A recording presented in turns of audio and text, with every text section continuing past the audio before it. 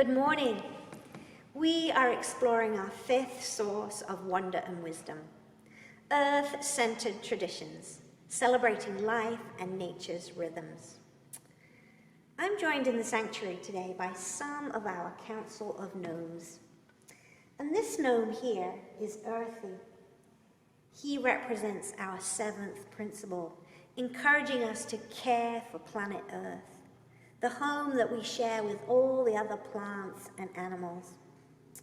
I wonder what story we will find in the Wisdom and Wonder Chest today.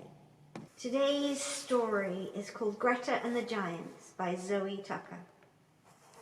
There once was a girl who lived at the heart of a beautiful forest.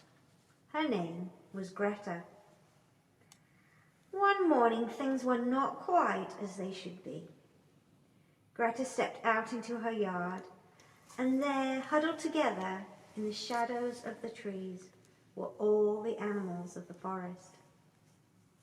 A soft, silvery brown wolf stepped forward, with his tail low to the ground. "Please help us," he whispered. "The forest is broken, and we don't know where to go. The giants are ruining our home." The giants had always been there, for as long as Greta could remember. But now they were worse than ever. They were huge, lumbering oafs, and they were always busy. They chopped down trees to build homes.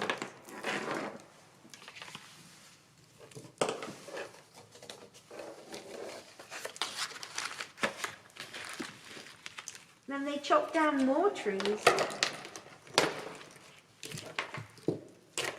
and built bigger homes. The houses grew into towns.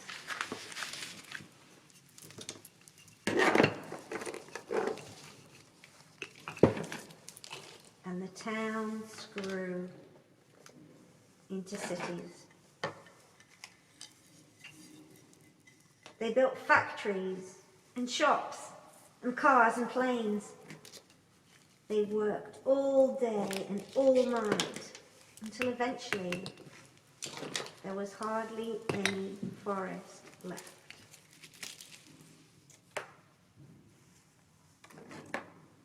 But the greedy giants had forgotten how wonderful the forest was.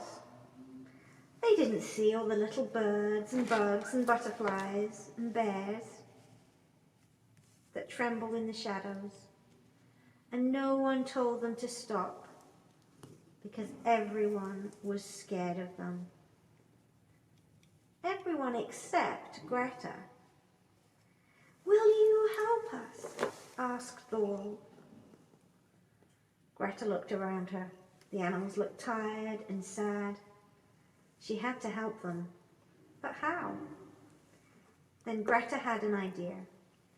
The next morning, Greta went to the middle of the forest and waited for the giants to come. She stood alone, holding a sign that said, "Stop." She waited and waited. On the first day, the giants didn't see her and lumbered by. And on the second day and third day too.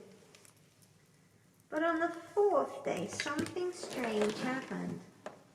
A little boy who had been watching Greta made a sign and came and sat down next to her. He didn't say much, but Greta knew he felt like she did. Soon, more people and animals saw what they were doing and joined in too.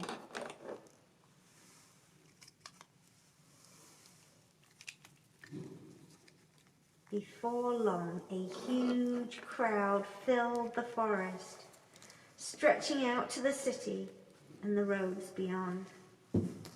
They stood together and waited. The crowd was huge, so huge that the giants stopped in their tracks. "Please stop," Greta cried.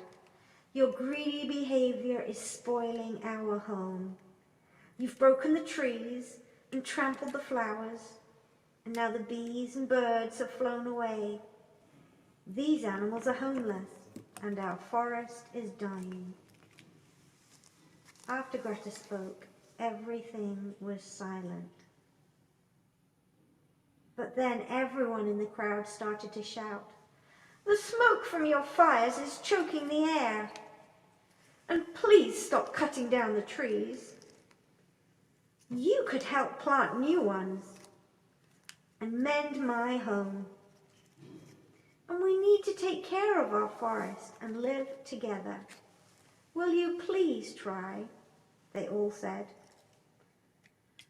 The giants shuffled and fidgeted and stomped their feet on the ground. They were embarrassed and a little bit sad. You see, the giants were so busy building, they didn't see what they were doing to the forest or the animals who lived there. The giants felt terrible. "We're sorry," they said, and they promised to try harder. So from that day on, the greedy giants weren't so greedy. They slowed down and learned to sit quietly.